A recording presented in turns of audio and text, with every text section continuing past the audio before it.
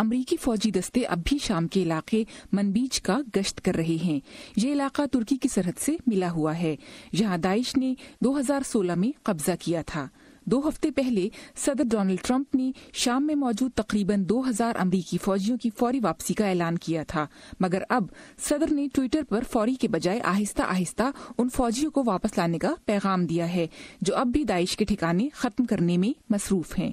یہی پیغام ایک اہم ریپبلکن سینیٹر لنزی گریہم نے بھی حال ہی میں دیا، جو فوج واپس بلانے کے خلاف ہیں۔ ہم نے اس صورتحال سے وقفہ لیا ہے۔ ہم جائزہ لے رہے ہیں کہ صدر کے اس مقصد کو کہ دوسرے بھی اپنا حصہ خود ڈالیں کیسے حاصل کیا جا سکتا ہے۔ صدر ٹرمپ بھی اکثر دوسرے ملکوں پر جنگ کے اخراجات کا بوجھ اٹھانے پر زور دیتے ہیں۔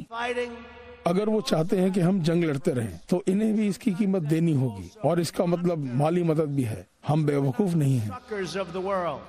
امریکی فوج کی واپسی سے پیدا ہونے والی صورتحال کا جائزہ لینے کے لیے ترکی اور روس کے وزرائے خارجہ نے حال ہی میں ملاقات کی۔ ترکی کی سرپرستی میں لڑنے والے جنگجو اور روس سے مدد لینے والی شامی فوج منبیج منتقل ہو رہی ہے، جہاں کرد اور ترک جنگجوؤں کے درمیان لڑائی کا امکان ہے۔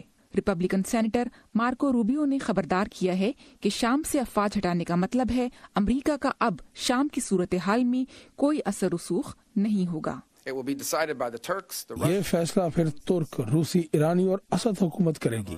ان میں سے کوئی ہمارا بھلا نہیں چاہتا۔ اور صدر ٹرمپ کا شام سے امریکی افواج بلانے کا فیصلہ وہ تھا جس پر وزیر دفاع جم میٹس نے استعفیٰ دے دیا۔ آج پینٹاگون میں ان کے بغیر پہلا دن ہے۔ اپنے ایک خط میں انہوں نے اپنے ڈپارٹمنٹ کو تاکید کی ہے کہ انہیں اتحادیوں کا ساتھ دینا ہے اور دشمنوں کے خلاف ڈٹے رہنا ہے۔